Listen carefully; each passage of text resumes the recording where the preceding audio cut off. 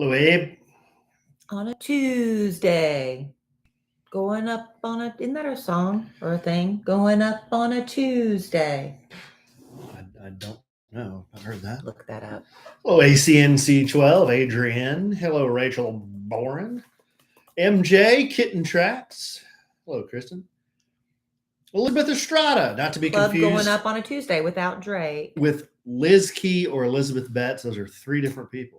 Chris Brown, Tuesday lyrics. Hello, Christy Bazemore. Nicole, Adri.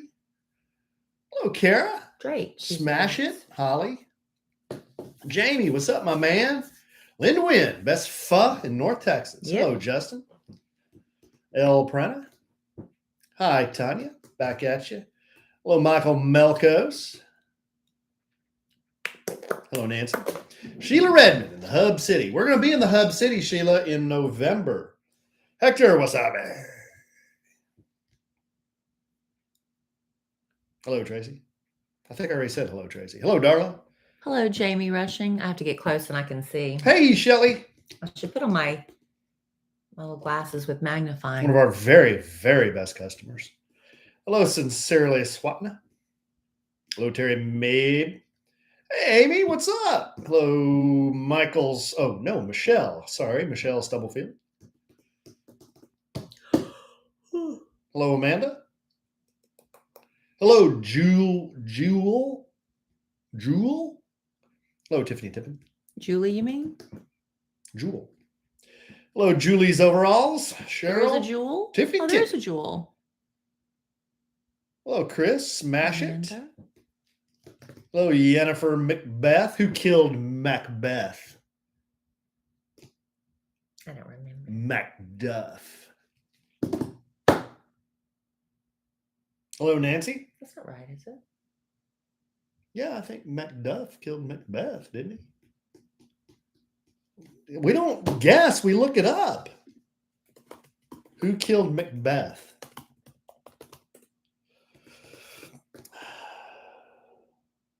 Macduff. Told you.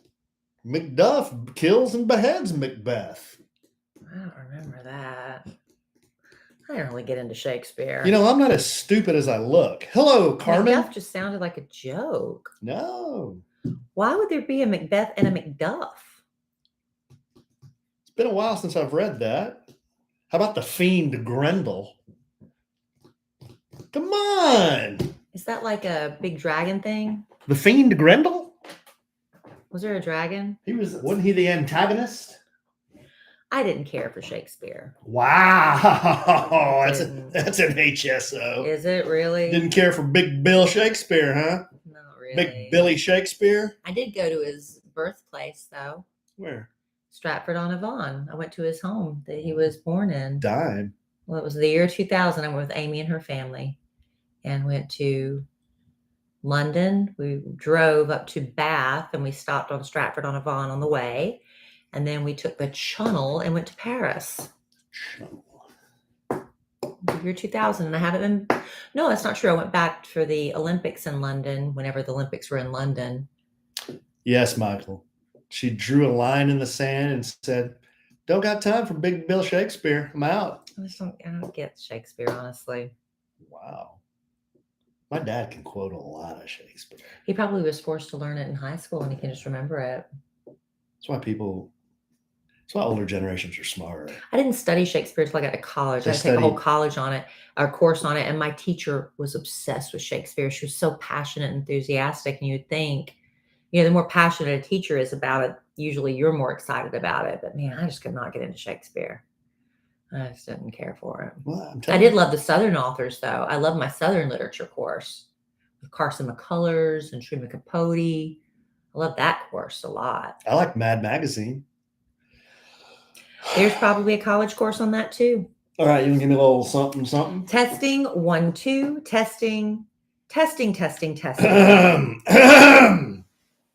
Wilma Tungdu, please pick up the red courtesy phone. Wilma Tungdu, please pick up the red courtesy phone. A little twist. Wilma Tungdu.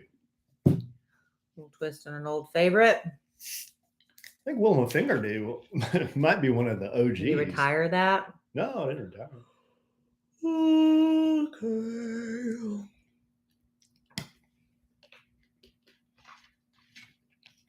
All right.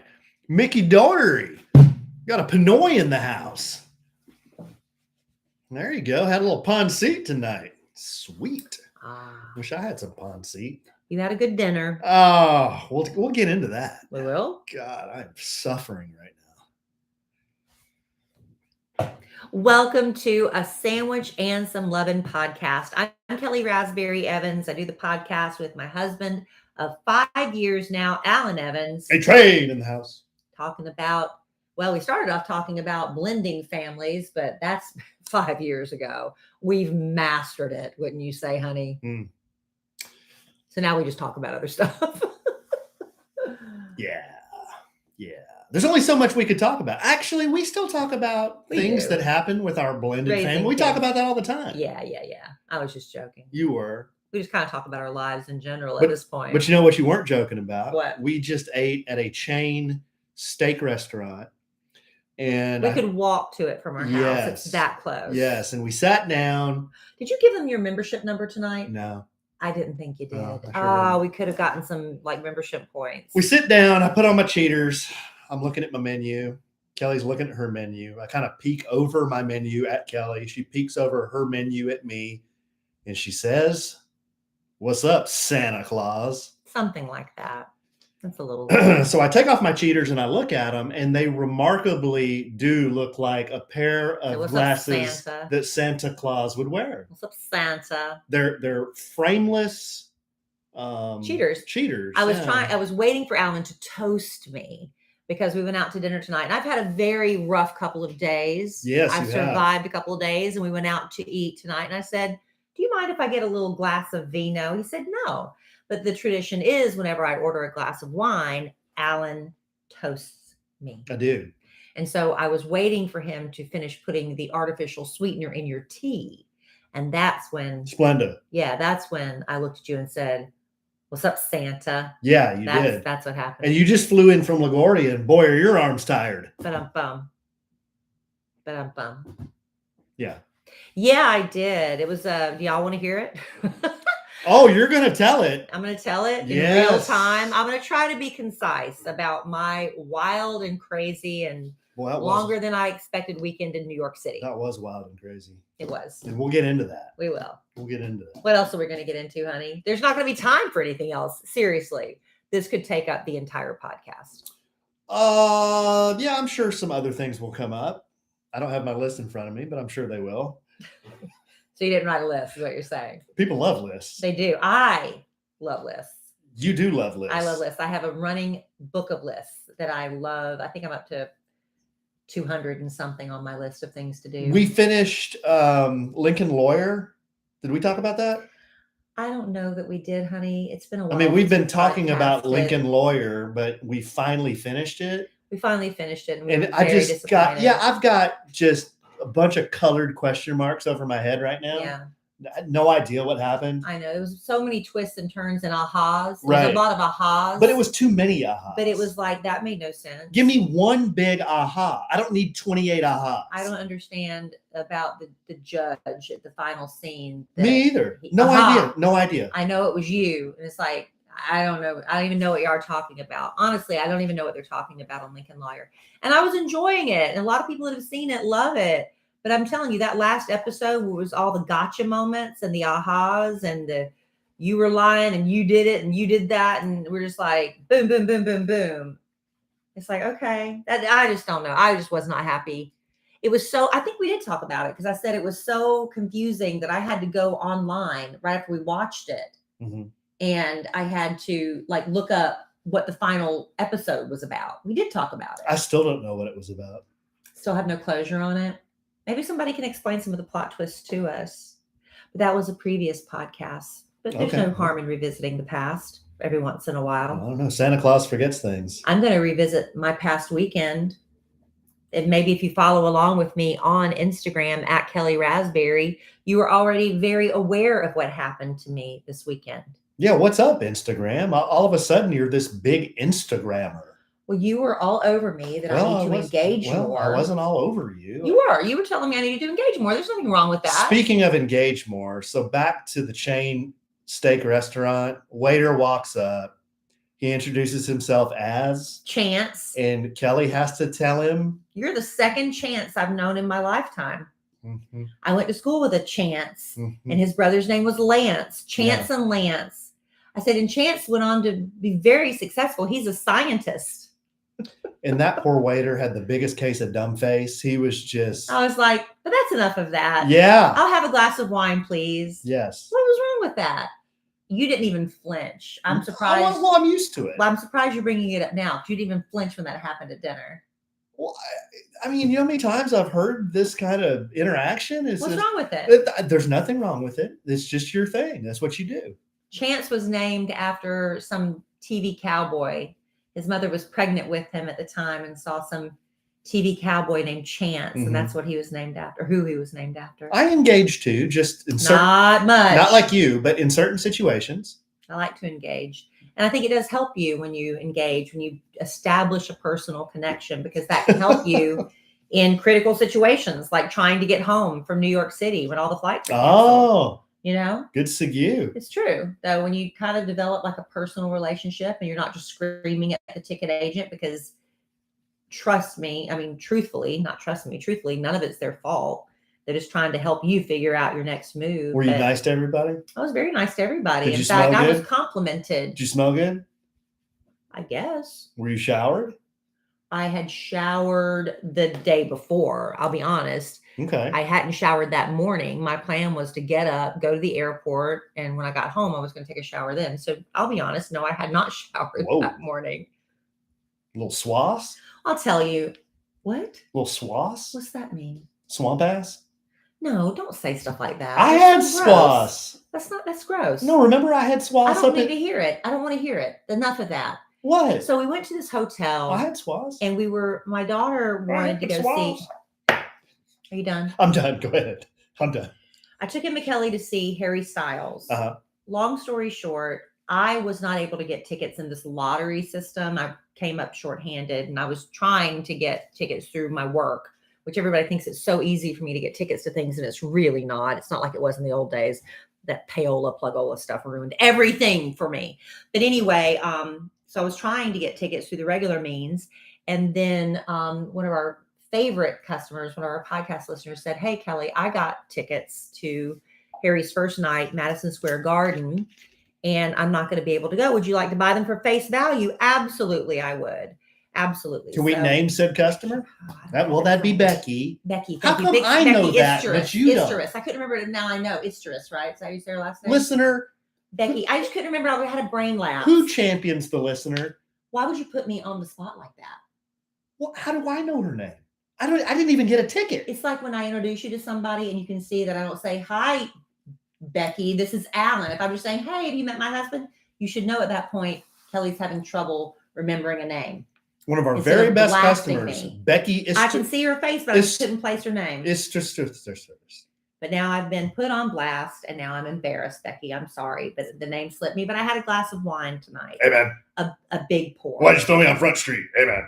My supportive husband. Anyway, so she sells me the tickets for face value. Awesome. So how much? Face value, honey, was $100 and something each. I don't know. That's it? Yeah, it wasn't bad. Wow. But then you have to fly to New York. You have to stay at a hotel.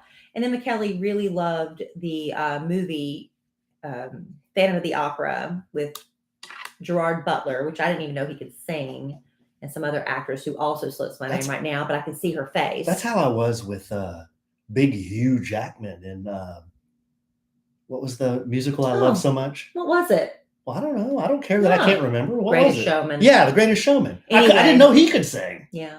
So I surprised her by getting her tickets to the Broadway play, the matinee, because, well, I'll be honest. After I told her we were going to see Harry Styles, within 5 minutes, she said, "Can we go see Phantom of the Opera too?" And it made me mad. It made me mad because it's like nothing is ever enough. Not with just my kid, with most kids, right? Most teenagers. You give them something and they want more. And so it kind of rubbed me the wrong way. You give an inch, they want the whole ruler. I kind of snapped her head off. Whoa. When she said, I was like, "We're going to New York City to see Harry Styles." And within 5 minutes, she's asking for tickets to Phantom of the Opera. And I'm like, "Are you kidding me right now? Are you kidding me? You're asking me for more?" How much were those? Those were like $100 each too, honey. It's Broadway. Actually, that's cheap because it's been on Broadway for so many years. When we went to see that Kinky Boots, it was hundreds of dollars per ticket. So so we're $300 in with no hotel and no airfare. Right, it was a lot. Okay. So anyway, coming from the guy with $300, I felt so bad about snapping her head off because she was like, "Well, what are we gonna do all day while we're waiting to see Harry?" I said, "We'll walk around, we'll shop, we'll eat." Da da da. She didn't want to hear any of that. So anyway, I ended up surprising her with it because I hadn't seen Phantom on Broadway, and it's a classic, right?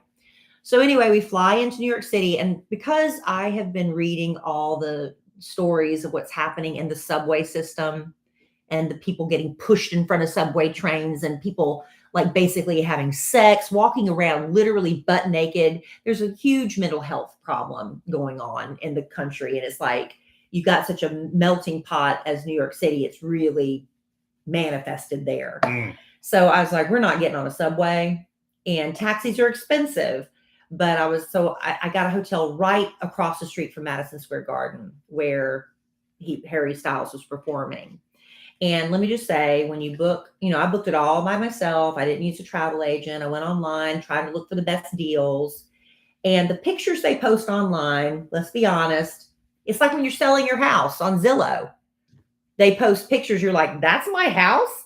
That's what my house looks like? That's not my house with all the beautiful golden hued lighting and stuff, and everything staged just right. So basically that's what this hotel was. That kind of like a bait and switch. You get there and it's like, yeah, it's the same wallpaper. Yeah, it's the same track lighting, but the carpets are filthy and the place was infested with gnats. Were the rooms, did they feel like hell reincarnated, like that Roosevelt we stayed in? That's what I tried to tell him. Good Lord. I told him, Kellie, despite the dirty stains on the carpet, we're wearing bedroom shoes. The air conditioner worked? And I got her a pair of flip-flops. The air conditioner worked. We couldn't hear the people next door yelling with babies screaming. Oh, yeah. I forgot about that. And it was so unbelievably, it was that winter Al and I went to New York City where it was 0 degrees and we were suffocating in our room. It was so hot and we couldn't get the air conditioner to come on. And every time people around us would shower, the pipes would go, honk. You remember that? What would they do? Honk. The pipes. What? One more time. Come on. One more. Just one more, please. Ready? Now. Why? Just please. Come on, one more. It was horrible. It was horrible. And that used to be our favorite place to stay, the Roosevelt, because the rooms are not that expensive. And the lobby is gorgeous. But we were like, and the elevator system is so slow. They were like, never again are we staying at the Roosevelt. So I found this place. I'll just tell you, I ain't getting paid by nobody. It was the Stewart, but it's right across the street from Madison Square Garden. It was infested with gnats. Kellie, and Emma Kellie's freaking out. She's like, I don't want to stand on the bathroom tiles or anything. She was so grossed out. I had to buy her flip-flops just to take a shower. I don't know. Otherwise, the room was fine except for the gnat situation. But that's enough about that. I'll get to, because Alan is pointing for me to do this. Well, we got to do a little bit of this. I know, but I've got so much to say. I know, or we can't do all that. All right. Well, real quick, put a pin in it. I'll get back to my story about my weekend in New York. But first, it's called a tease. We're all cringing at the pump. We go to our favorite restaurants and we're like, what happened to the prices here? Everything's gone so high. Just the stuff you used to pay nothing for is like, what? Inflation is hitting us all where it hurts, and it really does hurt. That's why we started using Upside. Upside's an incredible app for anyone who buys gas, who buys groceries, who dines out. With every purchase, you earn cash back thanks to Upside. Now, Alan, you have really been on board with Upside. I mean, Alan's been having a lot of fun with the app. Well, look, you got to buy gas anyway. Right. Why don't you just use the Upside app, scan your receipt? There's gas stations in our neighborhood that partner with Upside, and I save money on every gallon of gas that I buy. So if you're buying groceries, if you're buying gas, you have to buy these things. Why not get cash back? And it does add up. You save $2 here, it adds $3 up big there. Time. Yes. And by the end of the month, you're finding you're saving tons of money. And to get started, you just download the free Upside app, use our promo code LOVIN, LOVIN, and you get $5 or more cash back on your first purchase of $10 or more. Then you just claim an offer for whatever you're buying on Upside. You check in at the business, pay like you usually do with your credit or debit card, and you get paid. Now, if you compare it to, you say, okay, Kelly, I've got credit card rewards, or I've got a loyalty program for this grocery store or whatever. You can earn 3 times more cash back with Upside. So it really is worth checking into. Upside users are earning more than $1 million every week, which is probably why they have a 4.8 star rating on the App Store. So download the free Upside app and use promo code Lovin to get $5 or more cash back on your first purchase of $10 or more. That's $5 or more cash back on your first purchase of $10 or more using promo code Lovin, Lovin. Because it's a sandwich anthem, Lovin, right? That's what I hear. Okay, unpin it. I'm ready to keep talking. Okay, so the Stewart Hotel, like I said. Okay, so Stewart Hotel, it's a wreck. It wasn't a wreck. It was fine. It was fine. But idea of per night cost on that. I can't remember. Over 300 per night? I don't think so. Oh, okay. Well, for Manhattan, that's not bad. Maybe. I don't know. I really don't. I mean, if you get in a hotel under 300 in Manhattan, that's pretty good. Look, you'll get the credit card bill. Duh. But anyway, so that was fine. And okay, so we got checked in and we decided to go down because we got there Friday evening. And I said, well, we have to go to Times Square, right? Y'all, I've talked to some people. They're like, we went to Times Square and it was beautiful. It was fun. I'm like, I don't know what part of Times Square y'all went to, or if it was just the timing we went. We were so disappointed. Were you just in the main area there? We went to the main area.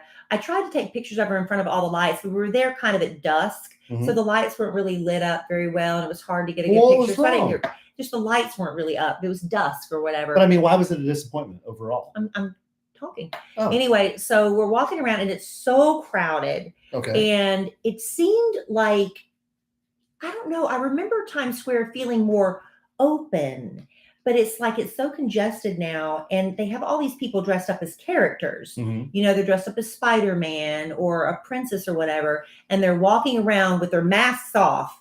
And then they see somebody, like if somebody dares stop and talks to one of them, they all run and glom over on that person and they get in their face because they want you to take a picture with them and tip them. And I'm not saying that they are dangerous, but that's really intimidating. And I don't like that feeling when there all these dirty characters are running up to you, pawing at you for a picture and then demanding money. Kind of high, I like that. Kind of high level panhandling. It is definitely panhandling. So anyway, I think I could throw on my Negan costume and do that up there. Probably. Earn a pretty good living, huh? Probably. But there's just a bunch of chain stores and chain restaurants, and that's fine. It's just crowded. And then Kelly's like, I'm hungry. And she wanted a piece of New York pizza. She said, I want New York pizza. Like floppy, greasy New York style. She wanted New York pizza. That's my favorite kind. And of course, there's a Sbarro right there. We're like, Sbarro's at the mall. So we're walking, and she's grumpy. She's 15. When is she not grumpy? So I get out my app, and I just, put in pizza. What pizza's near me. And as we're walking, I round a corner, and I think it's called Little Italy Pizza. I put it in my Instagram stories, and it's right there. I said, you want to go there? She said, yeah. So we walk in, and that brusque New Yorker attitude, that's fine. Where they're just like, hurry up. What do you want? What do you want? So I was like, what do you recommend? I'll just take what you recommend. So anyway, what do you recommend? Yeah, because it's like, I just need a slice. I said, a slice of pepperoni? Well, they had like 15 pizzas there. Okay. And then McKellie's like, I'll just take cheese pizza. Yeah. Because McKellie is she's on the journey to become, she wants to become a vegetarian, but she's taking baby steps. So right now she's given up beef and pork. We get Chick-fil-A every day. Exactly. She says she wants to become a vegetarian, but she's given up beef and pork. She won't even eat bacon right now. She is on the journey to becoming a vegetarian. She's taking baby steps. But she's like, I don't know if I can give up chicken. Yeah. I said, you don't have to. I said, you could, a lot of people just give up red meat because of what it does, it takes so long to digest it. Well, there are a lot of proclamations that are made in this house. I know.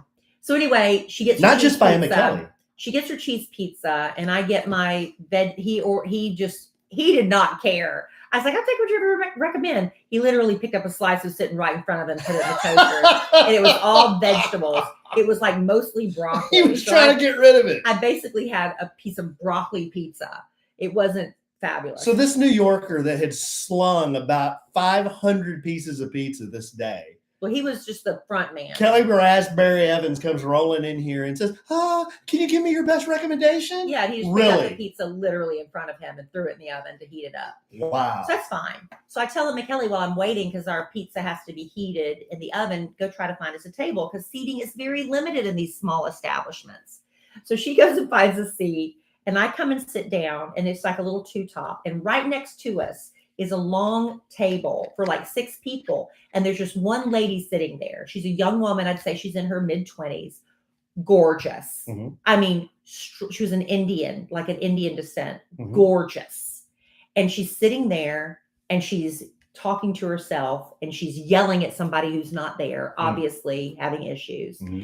And she has a boom box with her and all of her drug paraphernalia. A boom box? A little mini boom box, like a little mini, I shouldn't say boom box. It's like a Bluetooth speaker. Now, how did you determine this was drug paraphernalia? And Kellie pointed it out to me. Marijuana is legal in New York City and there are weed shops everywhere. And apparently she had all of her stuff there with her at the table. She had her feet propped up on the chair across from her. And she's sitting there and she's yelling and talking to nobody every once in a while. In the meantime, she's clearing the mucus out of her throat. And then when she get enough of it saved up, she would bend over and not just spit it. She would let the spit dribble slowly, stream from her mouth until it landed on the floor inside this establishment. Wow. And we're trying to eat. Was she rolling a fatty? No, she was already high and just out of her mind. And I told him, Kellie, I said, I'm gonna have to go say something to management. She's like, don't, Mom, don't. And anyway, by that time, the managers and store people are walking by and they see her sitting there doing this. And everybody else in the restaurant comes in and they're just kind of looking at her like, what is happening? And then I tell him, Kellie, I think I need to get a police officer. Something is really wrong here. And she's like, no, please, Mom, don't embarrass me. Don't embarrass me. It's not very sanitary. All right. She's literally spitting on the floor in this restaurant. Yeah. So after we kind of didn't even, I'm the member of the Clean Plate Club, Rasberry. I'm like, I can't even eat. I mean, it was like, I can't. So we just got up and left. And then Kellie said, I just want to go back to the hotel. And that was our experience in Times Square. It was just so sad. Well, that kind of sucks. It was sad. So anyway, the next day we get up and, they're doing like a pre-merchandise sale for Harry Styles ahead of the show. And there's all this stuff going on. And I told him, Kellie, I really want to go to my favorite deli. Alan introduced me to this deli many years ago when we went to New York together for the first time. It's called 2nd Avenue Deli on 3rd Avenue, which is weird, right? It is a authentic Jewish deli. It is. Very authentic. We found out it opened at 11 a.m. Oh, wow. I don't know if that's because we haven't been since COVID. Was the owner there? The guy that knows you? The guy was knows there. us? Well, he doesn't know us because I have to remind him every time. Really? Yeah, he doesn't know us. Did he talk about how good looking you were? Always. Yeah. He's like, you lovely ladies, whatever. That's his bit. So I come in, he always says that. And he looks like, he acts like a little Woody Allen. That's kind of his demeanor. He like that thing. So I come in, I was like, hey, I said, I know you don't remember us, but we come here every time. We come from Plano, Texas, and da-da-da. We were literally the first ones there at 11 a.m. He's like, pick your seat wherever you want to sit. We sat down, we ordered our food, and Alan. No good? Not good. What happened? I don't know. What did you order? I ordered the pastrami, half of pastrami, and a bowl of matzo ball. And what was wrong? The matzo ball soup was fine. What was wrong with the pastrami? It was not good. What was it good about it? The bread was just cold bread, dry bread. Really? On pastrami, just plain pastrami. I had to ask for Russian dressing to give it something, that's some moisture. Disappointing. It was real. And Emma Kellie was like, she tried to be nice about it, but like later in the day, she's like, well, I don't know why you love that place so much. I said, Emma Kellie, that's not the way it used Every to be. time I've been there, it's been fabulous. There was hardly anybody in there. Wow. We were there. We got there at 11. There was like one other table came in and a few other tables. Like the people behind us, they sat down. They were like, because everybody has to remind the guy how much you love this place. He said, we walked all the way here from Greenwich Village. Yeah. And I looked it up. That was far. Yeah, it's a long way. They walked because they love this deli so much. Usually that place is packed, wall to wall. Remember? Hardly anybody. Wow. I wonder what's So I don't know. happened. I'm like, y'all, it was just, I was like, wonk, wonk, another disappointment. Kind of a fail. But we went to Phantom of the Opera. It was great. Emma Kellie loved it. So that was a hit. Okay, so things are looking up. You went to Phantom. That's good. Then we came back to the room, got ready. Emma Kellie was, and I didn't judge her for this because I remember when I was a teenager and went to see Duran Duran. I had to have the perfect outfit. I had to have everything just perfect, even though I knew there was no chance in heck they were going to see me.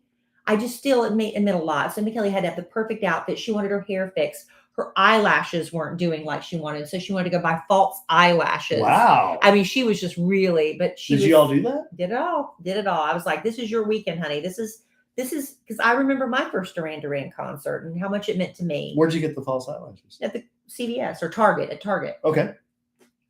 So anyway, got her all ready, went to the concert, and our seats were not great. They're not great, but we were in the building, right? We were in face value, section 222, which is fine. We were on the 8th floor looking down, but Emma Kellie said I'm going to tell you, when I say, she's like a typical teenager and moody and stuff, but she was so good. She said, don't complain about where these seats are. It makes us sound ungrateful. Oh, wow. And I thought that was I wasn't worried for me. I just wanted her to have the best experience, right? Yeah. So while she's watching the show, I said, don't worry, because everybody sits there on their phones filming everything. I said, you enjoy the show. I'll film everything so you can pay attention and be in the moment. Mm-hmm. So that's what I did. I filmed the whole show for her. The entire show? The whole thing. Except for one song. She said she didn't care if I filmed that one. I was like, good, because I needed rest for a minute here. Because keeping track of Harry while he's running around, I'm not really able to enjoy the show as much. Does he run around a lot? He does, because he was trying to cover the whole stage. But the show was good. The show was really good. Afterwards, Emma Kellie, a long time ago, met another Harry Styles fan online who was from Charlotte, North Carolina, and she was at the show. So they met after the show, and that was really sweet and cute. And they had never met before? No. Wow. They'd only conversed online, and they FaceTimed a lot. She said, so I know it wasn't a man pretending to be a 15-year-old girl. So we FaceTimed.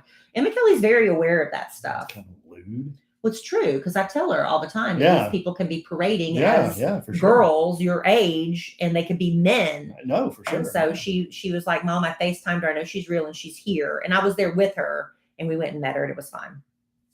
Anyway, so the next day, checkout's at 11. I let Emma Kellie, because with a 15-year-old, you don't want to rush anything, right? You want everything to be pleasant. I said, so I booked a flight about, 2:30? It was in the afternoon. Like 2:30. Because I was going to come pick you up about 5. Yeah. And it wasn't the last flight of the day. It wasn't the first flight of the day, definitely. But I was like, it's still, if something happens, we can still get bumped to the next flight or the next flight or the next flight. There were still several flights lined up. Well, I got a text message on the app saying, there is a threat of bad weather. So just be aware of it in case you need to make alternate plans. And if you want to go ahead, you can make those plans now. I'm like, no, my flight's still scheduled to take off on time. Why would I need to make alternate plans? And I'm back in Frisco, Texas, USA at a baseball scrimmage. Overcast. No rain, no thunder, no lightning. But there was rain north of you and weather north of you, apparently. Well, that's what I was doing when you were doing all this. Right. Yeah. Before your phone died. Right. Right. Before the crisis hit, when Alan's phone died, when the crisis hit. Right. So anyway, so we get on board the plane. We go, if you ever fly through LaGuardia, and we were in the American Airlines terminal, and they have totally remodeled Terminal B. It was the first one they took on. They're doing the rest of the airport too. I've flown through LaGuardia that's before. Nice, because that place it was a dump. This place is so nice. It used to be an S-hole. Terminal B is done. They're redoing the rest of the airport now, but Terminal B, it looks like a shopping mall. It was gorgeous. Anyway, so I said, let's just, instead of finding a New York deli and having another experience, let's just go to the airport early. We'll eat at one of the nice restaurants there and chill and take our time and not be in a rush. Fine. So we get to the airport like almost 3 hours before our flight, like 2.5 hours before. Mm-hmm. So we're fine. We're eating, flight's boarding on time. In fact, they're closing the door 5 minutes before scheduled takeoff. And I get a text. We're in our seats, pushing off. Yeah, 5 minutes early. Yeah. So we get to the runway, and then we sit and sit and sit. And it wasn't even 30 minutes. It wasn't anything ridiculously long. Sometimes you have to wait in line. And then the pilot comes on and says, ladies and gentlemen, I'm very sorry to inform you. Yeah. Very sorry to inform you that I have been at work since 3 a.m. Mm-hmm. And we were hoping to take off in time, but there's some bad weather ahead of us and we weren't able to get off in time. So now I have timed out. I have a dumb question. Mm-hmm. If he had been working since 3, I'm assuming it's a he. Yes, it was a man. If he was working since 3 a.m., why did he get on that airplane 45 minutes earlier? This was my question. It's because if we had have taken off, he would have timed out in the air, right? I don't understand. This is a question coming from an ignorant place. And ignorance, it just means you just don't know what you don't know. So that was my question, is why would he even be in that cockpit if he only had 30 minutes to spare with the way airline travel is lately? So he timed out. So we go back to the gate and we're sitting towards the back of the plane. And so we were not among the first to get off. No first? And he tells us, go to the gate agent and she'll be able to help you make other arrangements. So we get off the plane and we get in line right there at our gate. And we're standing there for a few minutes. And the woman finally comes over and she goes, y'all are in the wrong line. Whoa. I cannot help you. Oh. You need to go to the some other gate or gate 25. So she was yelling at her customers. Because we're just like, I don't know. I guess wow. She's just telling us how it was, Alan. She's telling us how it was. What if we said, y'all are listening to the wrong podcast? Y'all need to just go somewhere else. That wouldn't be very polite. So I told him and Kellie, well, come on. And so we went to the first place where everybody was, and that line was long. I said, well, let's go try this other gate 25 or whatever. And the line was much shorter. However, y'all, is this a long, boring story? I'm just telling you. It's a long story, but I'm here. I'm here for you. I'm here for you. So the problem is there were big parties traveling together. Like there was one party, it was a group of 7, and English was not their first language. Their first language was French. Good eye, mate. So this party of 7 is up there, and it's like the longer they're taking, I know there are more flights just being, by the other gate at the other place, tick, tick, tick going. The stuff in your hair. The stuff in your hair is like cement. Right. So I'm on the American Airlines app, as you're told to do. I'm trying to be savvy. And I'm like, I'm going to try to rebook myself, and I'll worry about changing fees and whatever later. I just need to get home. You're going to do all this online. So I find a flight to Houston. I'm like, I'll take it because I can rent a car in Houston and drive home, still having Kellie back for school, and I'll be back for the Kid Craddock morning means show. That I'm one day closer to you. And a lot of money out of pocket. Nationally syndicated. Trying to get home. So I get the flight. I get it. But then it says, and I also put in the insurance so I could cancel it and get a refund in case I got to the gate and got a different flight. So I was willing to pay that insurance, whatever. And then it said, all right, confirm. I confirmed it. Now you're going to get a text message to really confirm it, to enter the code. And then you'll have your flight. Mm-hmm. So I'm waiting and waiting and waiting for the text that never comes. No text message. That never comes. And the next thing I know, before I even get to the gate, they say, you have been rebooked to Pittsburgh. No. So I was rebooked like on an 8:30 p.m. flight to Pittsburgh. What are you going to do in Pittsburgh? Sleep at the airport, because then I was booked on the flight coming back to Dallas at like 8:00 in the morning. And I'm like, I don't want to do that. So I could either confirm it or change it. So I did, and I was like next in line, and I went up to the lady. I said, look, if I'm going to have to spend the night in the airport, I don't want to have to fly to Pittsburgh to spend the night in the airport. I'd rather just spend the night here. Right.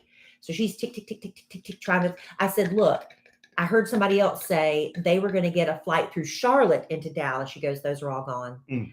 Can you get me to Houston? Can you get me to San Antonio? Can you get me to Austin? San Antonio. Drive home. They're all gone. The only flight, she said, there's 3 flights in the morning. She said the 5:55 and like the 7:25 or something are already gone, but I can get you on the 8:30 flight. I said, if that's all you got, I've got to take it, And so I said, can I get put on standby for the earlier 2 flights? You have no status. She said, they are not only overbooked, they are now 60 deep in the standby list. I said, so don't get on the standby list. She said, there's no point. She said, there's 60 people ahead of you. So this is a hopeless situation. Hopeless. But you know what? I wasn't upset. I wasn't like the lady a couple of people ahead of me who was yelling at this poor She was yelling? lady. Yelling. What was she saying? She was upset because she said, and I'm not going to yell as loud as she did, but she's like, I wasn't even supposed to be at this airport. I was flying out of Newark. I got an email telling me that I had to come to this airport. I'm not even supposed to be here. So I was already inconvenienced once. And now she wasn't able to get a flight until the next morning. You know, either. she kind of has a point. She does have a point. If you're not going to fly her ass out of LaGuardia, why would you have her come over? She does have a point. But it's not this person's fault. No, I understand, but I can understand why she's pissed off. It's like, why did you make me drive over here? And every single person is asking the same thing. Can I get a hotel voucher? Can I get a food voucher? No, you can't because it's weather related. And oh, really? And it's weather related, and the kids or is it the fact that the pilot timed out? And the kids in Frisco looking up at the sky. Yeah, that one's not. His phone's dead. I'm looking up at the sky. It's overcast. I see patches of blue sky. No rain.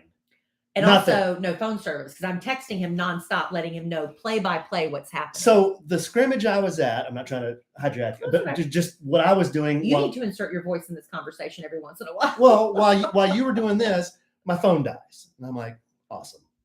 Kellie's stuck in New York, and I don't have a phone. So, but it's all right. I had so many. Sin Galvin was helping me. I had so many podcast listeners. Well, the podcast listeners didn't know at this point what was happening, but so Dylan's scrimmage went long. So I thought, well, I'll just go to my truck and I'll just turn on the truck, charge it, watch the end of his scrimmage, go out there and let it charge for 15, 20 minutes, and I'll have some service so I can see what Kellie's doing. Go out to the truck. Do you think I have a phone cable in the truck? You're supposed to. You usually do. I usually do, but I didn't because Dylan always loses his phone cable. So I had pulled the one out of the truck for Dylan so he could charge his iPad at home. So I didn't have a phone cable. Yeah. So I'm like, okay, well, I'll just wait until the scrimmage is over and we'll go home and then I can charge my phone and see what Kellie's doing. Well, Dylan's scrimmage ends and he's like, Daddy, remember you promised me we could go to Dave & Buster's. Oh, no. And Matthew can come too, right? Because that's what you said before the game, right? I'm like, buddy, we got to get home. I got to charge my phone. Kellie's in New York. I don't know what's going on. That was not a popular decision. It's my fault. Well, no, it wasn't your fault. I'm just saying I was kind of caught in the middle there, but he understood. At the end of the day, he understood. Yeah. So we went home, charged my phone. I had a million messages from you. Yeah. And by that point, I was already booked on the 8:30. You were booked on the 8:30. Okay.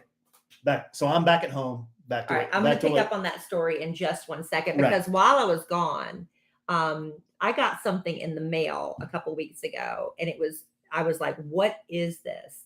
And it was actually these Backbone little play systems. And I was like, if you are a gamer, or even if you're not, if you're just kind of like a passive gamer, this is really cool. It's the ultimate gaming experience. Backbone is a universal gaming essential that instantly enhances your gaming experience on your mobile phone.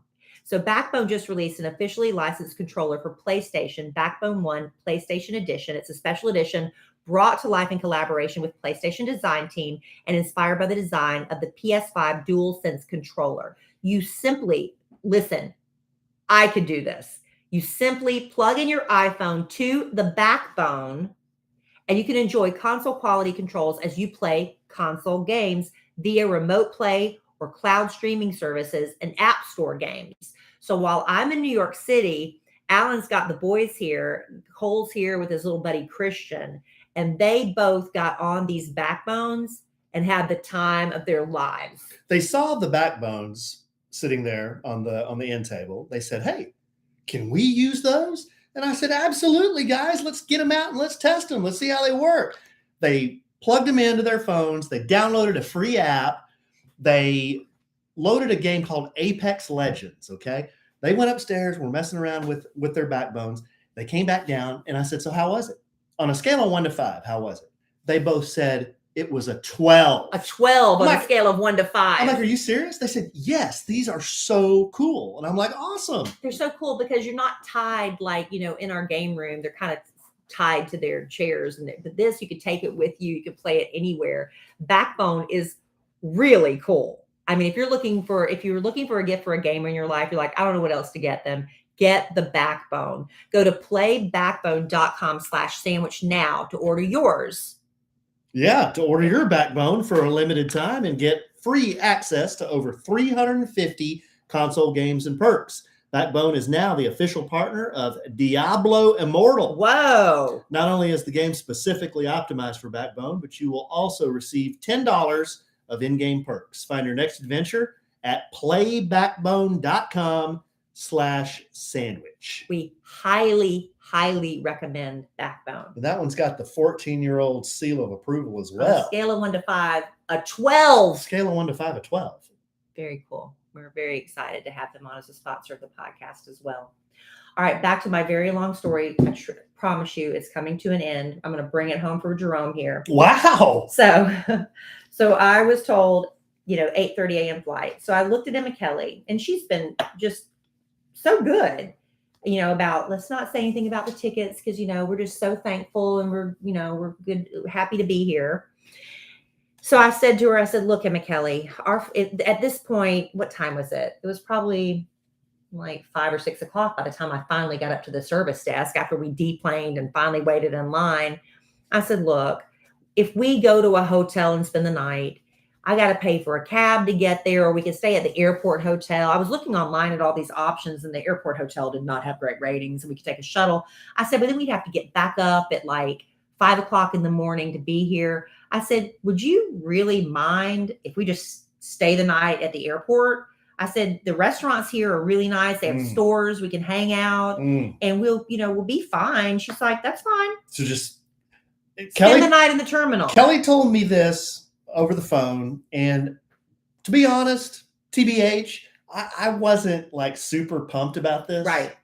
It's just you and Kellie sleeping in public on a chair in the terminal. I know a lot of people do it. A lot of people do it. But it's just... It wasn't an unsafe environment. It didn't seem safe to me. It wasn't an unsafe environment. I'm telling you, if it was the old terminal, I might be like, ooh, I don't know. But it was like sleeping in a mall. It really was. But anyway, the point is I didn't sleep. So anyway, we went into the area. We kind of went around our gate. We had dinner. We went and I had to buy a sweatshirt because it was kind of cold in the airport. And I bought a sweatshirt, and Kellie bought some books. And we were like, oh, we're going to watch an episode of Gilmore Girls. We're going to do all this stuff. We didn't do any of it. She didn't read a page of a book. We didn't watch an episode of Gilmore Girls. But what I did do is after we ate dinner and we're sitting there for a while, I said, I'm just going to go Instagram Live. Just let everybody know what's going on, to keep myself awake. Because I decided at that point, there's no way I'm going to go to sleep in an airport. I need to stay awake. Kellie can sleep, but I need to be aware of what's going on. And I think I had passed out at this, but didn't you do this real late at night? It was late. Yeah. And I was like, I need to be awake. So it was fine. I was like, I'm just going to stay up. It's not a big deal. So I'm on Instagram Live, and I'm just talking to everybody and telling them what's happening. And I'm saying, this is about midnight at this point. And Eastern time. And everybody in the terminal had left at this point. The man even came by that works for the airport to make sure I was like, well, how could you be down here without a ticket? But he said, do you have a flight scheduled for the morning? I said, yes. You know what terminal you're at? And I was like, yeah, gate. And I said, yes. He was just making sure everybody was, I guess, legit supposed to be there. Was he a train conductor? No, he was something? just like doing a head count, I guess. Huh. I don't know what he was doing, but he, there you go. A lot of interesting things happen at the airport overnight. But anyway, so I'm sitting there and I'm just talking Instagram Live and telling people about the drama and that I'm on the 8:30 flight now. And as I'm sitting there talking, people are like, Kellie, that flight's been canceled. And I'm on my phone. And I said, well, I haven't gotten a notification. Usually American Airlines with the app, you get a notification. Bing, bing. Were they just looking it up for you? I don't know. I think people were trying to see if there were other alternatives. I don't know what they... Yeah, because somebody messaged me for you to get on a Southwest flight. Yeah, but I was in the American terminal, and it was a bunch of, I don't know. But I don't know if the Southwest was any better. I don't know, Ben. So anyway, I'm sitting there, and I was like, really? Serious? I mean, literally, my face was like, oh, what? And I said, y'all, I have to go. I'll be right back. So I got off Instagram Live, and everybody in the wing I was at, all the gates were closed. So I went around the corner and there was one gate that was still open because the plane came in late and the people were getting off the plane. It was the last one of the night. And the people that were working the counter there, they were ready to go. They were all packed up, ready to go. They were just waiting for this last passenger to get off and the crew, and they were shutting the doors and going home. So I walked up to them and I said, and you could see they were like, what? I said, excuse me. I said, my app still shows that my flight is scheduled for 8:30 in the morning, but I'm getting a lot of messages from my friends because my podcast listeners are my friends. So wait a second. You walk up to these employees of the company. They're ready to go home. That you purchased tickets from, and they looked at you and said, what? They weren't being rude. They were just like, they just looked at me like, what? They weren't being rude. They just looked at me. They didn't say, how can I help you? No, because it's late. And I mean, they're going home. They were done. Honey, why are you so negative? Why am I negative? I'm not negative. They said to you, what? They were just looking at me like, what? Because they were going home is the point. So I walked up to them. I said, my app says that my flight is still booked. I said, but I've got my friends messaging me that my 8:30 flight has been canceled. And she's like, okay. And she really wasn't saying anything. She just put down what she was doing. And she started click, click, click, click, click. And the guy there was like 3 people and the other guy back there, he got on his phone and stuff. And they're like, yeah, it's canceled. I was like, oh my gosh. I said, what can I do? I said, I know it's late. I said, is there any way you can book me on something else? And she's like, okay. And she's click, click, click, click, click, click, click, click. She says, well, there's a 5:55 a.m. flight. I said, but I was told that was sold out and there were like 60 people on standby. She said, we have 3 seats if you want 2 of them. I said, of course I do. She said, but you won't be sitting with your daughter. I was like, that's okay. She's 15. She can sit by herself. And I said, are you sure? And the guy behind her said, we got you. Whoa. We know our history. Whoa. Our history with we got you is not good. And that usually means they don't got you. When any service person, salesperson, wait staff tells you, I got you. I got you. They don't got you. They don't got you. But he said, we got you. Wow. Like, the fear that went through me. And anyway, when she's clicking, I started getting tears in my eyes. I said, y'all, I know you've probably not seen tears of happiness today. I said, but these are tears of happiness if y'all are making this happen for me. And she said, sure. She goes, here. And she printed out the tickets. I said, these are legit tickets? She said, yes. And there was a seat assignment and everything. I was like, oh my gosh. So I literally, they did that for me and they left. They went home. So I got back on Instagram Live. Did they say my pleasure? No, that's Chick-fil-A. Oh. So I got back over and I went on Instagram Live again. And I was like, y'all saved my butt. It was such a God thing because if I hadn't decided to stay at the airport and stay up all night, and if I hadn't decided to go Instagram Live, if I'd have gone to that hotel and gone to sleep, I wouldn't have known that the flight got canceled till I woke up the next morning. So if you had taken my advice and a lot of other people's advice, and gone to a hotel, you might not have come back until Tuesday. There's no telling when I would have come back because everybody that had that 8:30 flight and got back to the airport around 6:30 the next morning would have found out the same time the flight's been canceled. So when you called George and told him all this, what did he say? I texted. What did he say? I didn't text George. I texted Robert. I thought you said you texted George. I said you texted George and you said yeah. Maybe I did. I texted George. I think I texted George, Sean, and Robert, and JC, and Big. I texted everybody and just said, look, I'm exhausted every avenue, but I'm not going to be there. Hey, Kellie, you up there in New York City? New York City. Is this Sean? Yeah, it's kind of a weak Sean. Oh, yeah. Well, no, I ate a chicken fried steak tonight. Oh, it's a little heavy. So anyway, it was a God thing, everything, it's like my dad always says, God's in the delays, right? And I don't know why we didn't make that first flight. I don't know. But I'm going to tell you, they saved themselves a lot of money blaming it on the weather. There was no weather. Well, there was weather. There was weather, but like a day later. Well, the reason we didn't take off, they said, was because of weather. But the pilot timed out. If we had taken off on time, I don't understand that. But if it's weather related, they don't have to give you food voucher. They don't have to give you airport or hotel voucher. And you're just sitting there. So it's like, but once I realized, like a lot of other people, I'm sure they had, I missed a day of work. But look, I've been at that job for 28 years. I've called in sick exactly one day in 28 years. Amen. And this is the first time that I've ever had this happen If I was traveling all the time, boozing it up and couldn't come in the next work because I missed my flight, that'd be another thing. So it wasn't like I felt like I was going to get in a tremendous amount of trouble. I don't like being a burden because now, I couldn't do love letters to Kelly. The Showbiz top 5. Love letters to Kelly. Anna had to do it. But what I did was I sat there on my cell phone and wrote the Showbiz top 5. That was hard. But I did that and sent that in. So I did the best I could. But I was at a peace about it because there was nothing else I could do. What are you going to do? But it just all worked out. That the listeners were there for me to help me when my husband couldn't be. Wow. Because his phone was dead. Clap.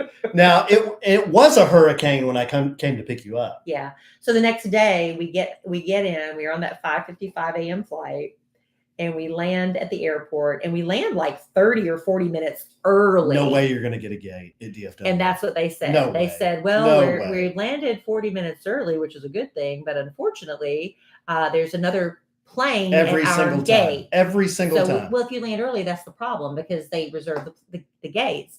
He said, so we have to wait for that plane to push off. So that's fine. So we're like, well, it's fine. We were 30 or 40 minutes early anyway. Alan can't pick me up yet because he's dropping off the boys at school. So it's fine. Then he comes on about 5 minutes later and he says, well, the power is out in the terminal and there are 5 or 6 planes ahead of us. Everybody's waiting to It's Governor Abbott's fault. So the power was out in the terminals. So then we finally get off the plane. And then I told Alan, I said, I'll figure out which baggage claim we're at. And then I'll tell you where to pick us up. We go to the first baggage claim. It's closed for mechanical issues. We go to the second baggage claim. It's closed. We had to go to the third baggage claim. It was just like, what is happening? But it's fine. We got home safe and sound and just a little later than we thought. Well, I thought all day. I thought all in all, you handled it pretty well. What else can you do? Like I said, I didn't have a pressing, like I didn't miss a wedding. I didn't miss a cruise, like we've talked about previous people but I did learn some lessons. Let me tell you the lessons I learned from this trip. You think we can kind of wrap it up here? Yeah. I'm going to tell you the lessons I learned. Okay. The first one being book the first flight of the day because you have a better chance. I would have had a better chance of getting out that day if I'd have booked like the very first flight of the day, even if you're traveling with a teenager. That's number 1 lesson I learned. Number 2 lesson I learned is I don't care what temperature it is outside, always carry either a sweatshirt, a jacket, or a wrap. Because when you're in that airport, it was freezing. I thought you had I didn't have anything. I thought you had an Emma, Kelly, and me sarong or something like that. What happened to that thing? Remember that cape you used to put on? I didn't pack it with me because it's summer and I was going to New York. But when you're traveling, I was in a freezing cold airport overnight. I could have used it if it wasn't too cold. I could have used it as a pillow. We need to invest in a couple of those neck pillows and just be those people. I don't ever like them. I can't ever sleep in them. Really? And the number 3 thing I learned is always bring your AirPods, whatever. What happened to your Raycons? My Raycons. I didn't bring them. And now if you fly on American Airlines, they want you to watch everything on your phone. And so I couldn't watch anything or do anything. I didn't have my AirPods. So that's the 3 things I learned. Book the first flight, bring a wrap, jacket, or a sweatshirt, and don't forget your AirPods, your Raycons. Those are good tips. Yeah. Good and that tips. was a very, very long-winded story. It's 52 minutes and 59 seconds. Babe. What? No, it was good, though. It was a lot of stuff. It was a lot, but I feel like people were invested in it. They were. A lot of people were trying to help you, including me. So sweet, however many people were on Instagram Live. If they hadn't gotten on that app, if they hadn't have told me when they did, those gate agents would have left, and I would have been just stuck until the next morning. And they said that the next flight cruise and airline staff comes on at 3 a.m. FYI. So that I would have had to wait till 3 a.m. to get help. Yeah. But anyway, it all worked out. It all worked out. And I'm here to podcast another day. Well, I just have a quick update. The customer service fussy britches gal that I had the run-in with, remember? She couldn't find my information, and then she accused me of not at the jewelry store. Yeah, it wasn't a jewelry store. The jewelry broker, whatever. Yeah. I went back because I went back to. You need to refresh everybody's memory, right? You need to explain what happened. Well, last podcast, I went up to the front desk and she said, "What's your name?" And I had a name tag on, and she still asked me what my name was. She put in my name, and then she couldn't find Alan it. Evans. Manager comes over, and then oh, you're in here as Walter Evans. And then she said, "So is Alan not your name?" And I looked at her and I'm like, "No, Alan's my middle name, and I go by it if that's okay with you," something like that. So I had the big run in with her. Yeah. So what I was doing was Kellie had a loose stone in her wedding ring, and we we're also going to get it inspected and cleaned. So I took her wedding band. Oh, it's cleaned so good. I took her wedding band and her engagement ring down to this place for them to do that. So I had to leave it for a couple of days while Kellie's in New York. I go back to pick it up. Go back. Same lovely lady sitting at the desk. Same lady. She goes, "What's your name?" She didn't remember No kidding. Didn't remember you? Didn't know me from frickin' Adam. "What's your name?" I said, "Alan Evans." And she goes, "Oh, yeah. You were the guy whose name was really hard to find." No kidding. And I'm like, I just kind of shrugged my shoulders. Yep, I didn't really even know what to say. Man, and she goes, "Okay, wait a minute. Let me go get your ring. Your rings." Not kidding. She comes back and has your two rings together wadded up in a piece of tissue paper and hands them to me. And I'm like, "Are they done?" And I looked at them. They're like, "Oh, yeah, they're really, really shiny." But she just gave me your two rings in a piece of Kleenex. And these aren't inexpensive items here. And, if you have them together, they're going to scratch, right? If I put them in my pocket in a piece of tissue paper, they're probably you can lose them, whatever. Manager runs over and says, "Oh, Alan, here, hold on." She gets little individual baggies, puts the rings in the individual baggies, and then puts the baggies in a little tiny manila envelope. She goes, "Here you go. You'll want to carry it this way so they don't scratch." And I'm thinking, who is this person and why is she working here? Because, Alan, they just need a butt in the seat. That's what's come down to, right? And I'm always very nice and polite. I'm sure. I am. I go by Alan if that's all right with you. What I'm saying right now, I'm thinking in my head as all this is happening, but I'm very polite, like, "Oh, okay, thank you. Okay. This works better than tissue paper." Right. Yeah. Well, thank you. It is. I want to get whatever they must use a steamer or something to clean. They use a steamer because I use Living with Landon's Windex and dishwashing liquid formula to clean the diamond, and it really does work well. But on the band itself, it gets so much stuff crusted on it. You need that hot steam to get it off. I want a jewelry steamer. That's my next gift. Why do people mess with me so much? Maybe they're not messing with you. You're just taking it personally. Well, like they roll Splenda at me like dice, and but see, they would have done that to anybody. They put Splenda in my chips, and I know they say you can't have double broccoli, and they call tea coffee and coffee tea, and and then they wad up your very expensive rings and tissue paper. Have you ever considered it's not them, it's you? So you think maybe you're attracting those negative things. You think what I should have done when he said no, it's coffee, and I drink it and it's clearly tea. Right. I just say, "You're right, it's coffee." I don't know, but something about you is attracting these negative customers. So it's my fault. See, I sit down and I'm like, "Hey, Chance, I know another Chance." Bubble, bubble, bubble. And I look at what wonderful things happen to me. So you think it's my energy? I think you're attracted. I think your energy is attracting. One of our customer service. One of our very, very best customers in the live studio audience just sent a message that says she probably said that Walter guy comes strutting in here with his butt on his shoulders. Yeah, probably is what she said. Not at all what happened. I go bouncing in there, happy-go-lucky AE with a Starbucks in one hand, just couldn't be any happier. Really? Nope. Okay. Well, at some point, we got to look at other, because it can't be everybody else. Wow. Another one of our very best customers, I guess, who's seen me in swimwear says, "What butt?" You like that one, huh? We do have a tiny tush. You like that one? You have a tiny tush. I don't have a tush. Exactly. It's so tiny. Yeah. I know. All right. We have all right, talked babe. a lot. Well, hey, real quick. Alan and I are going to a podcast convention this week. Tomorrow night, we have a big cocktail reception where we're going to meet a lot of advertisers and things like that.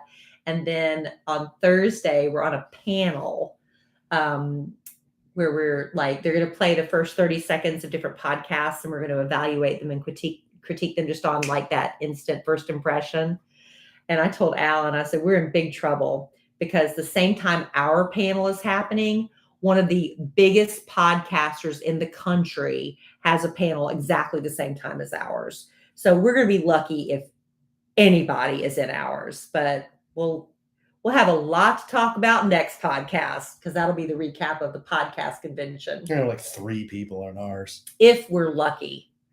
It's like what timing, what great timing. Who's going to be the good guy and who's going to be the bad guy? I'll be the good guy. So I'll be prickish. I'm going to be the Simon and you're going to be the Gwen. Oh, is that 2 shows? Different shows. That's 2 different shows? Are you going Simon and Paula. Yeah, Paula. Yeah, you're going to be Paula and I'm going to be Simon? I'll be Paula. It is what it is. You're going to be Blake and I'll be Adam Levine? Sure. He's kind of prickish, isn't he? He's no longer a part of The Voice. Oh. He left. He wasn't a mean guy on that, was he? Cocky, but I don't think necessarily mean. Was he a show stealer? Well, he and Blake would go at each other. Yeah. I never really watched The Voice. The Voice was never my wheelhouse. Okay. All right, babe. Well, you got anything else? No, I'm good. Well, I'm glad you're back. I've told that story now for the last time. I told it on the Kid Craddock show, a much more abbreviated version. You got the full story here. Yeah. But I'm done telling it now. Well, we're glad you're back. Everybody's glad you're back. The doggies are glad you're back. Cole is glad you're back. He texted you today. Are you back from New York yet? Boys, very interested, always interested in your whereabouts. They love me. I keep telling Kellie all the time. They love me and miss me. Where's Kellie? When's Kellie coming back? What's Kellie doing right now? What's Kellie doing now? Is Kellie at work? Did Kellie go to work today? What time does Kellie get home? Isn't that sweet? Always. They're always asking me, like, where you are. That's sweet. Yeah. If it makes you feel any better, when you're not here, they always come downstairs. Where's Daddy? Where's Dad? Cole will just come downstairs because he loves to be up in his room playing with his backbone now. Yeah. And he'll come downstairs and he'll just kind of wander back into the laundry room. We have another refrigerator where we keep drinks, and he'll wander back out with nothing in his hand. I'll say, Cole, can I help you with anything? Where's Dad? Well, not here. They're always asking where we are. Yeah. Very curious about our whereabouts. Very curious. Anyway. All right, babe. Well, I love you desperately. I love you too. I love our listeners desperately. I love y'all. Thank y'all. Thank y'all to all of you who were with me this weekend on Instagram Live, helping me out. I appreciate it. Yeah, that was very nice of them. Very nice. Sure was. But I'm sure we'll podcast again real soon. Follow me on Kellie Rasberry on Instagram if you don't already. And in the immortal words of the great Keanu Reeves, life is good when you have a good sandwich. Bye. All right. Whew, it's warm. Or is it just me? We're going to meet Riley tomorrow. Who? Our new producer. Oh. Who? The only Riley I know is Riley Cortinez. Well, our new producer, Riley.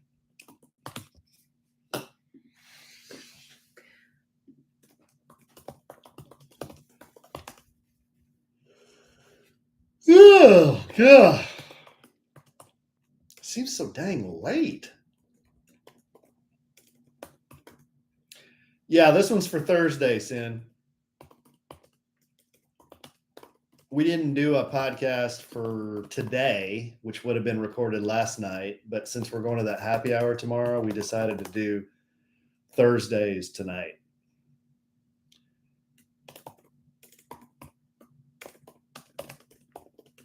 So yeah, that's what we did. There you go.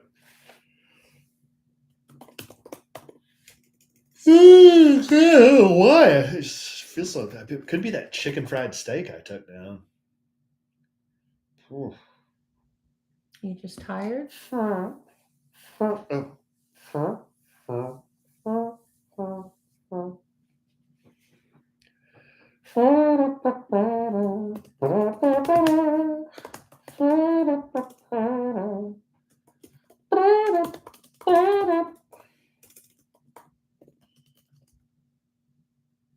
Mummable. It's a new podcast producer / editor. It's like behind the scenes stuff on the podcast. You know, the person that adds the music to the front and back, and there's not a lot of editing that has to be done. That's pretty much it. Just the music. Amy, that's the Johnny Carson theme.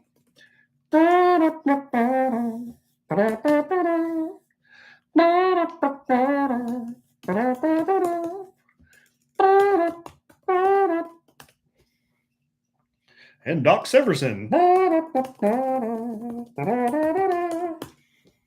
Right?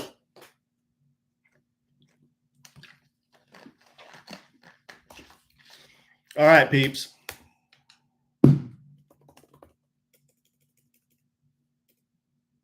A sandwich and some canceled flight or two. Larry. Where is Larry? Larry, I don't know, Amy. He was hiding. He's crapping in the front room. I don't know what he was doing. Just doing what Larry does. He was either in his crate or he was trying to stealth poop in the front room. On the very expensive rug.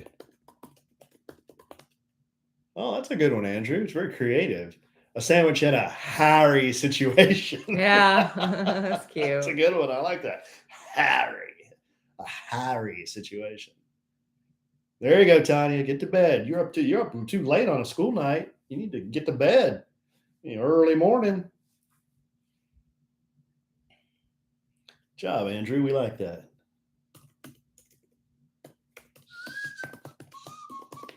Everybody likes that one. You should use that. What? A sandwich in a Harry situation. All right, guys. Good night, y'all. We'll see you later. See you on the social midges. Whoa.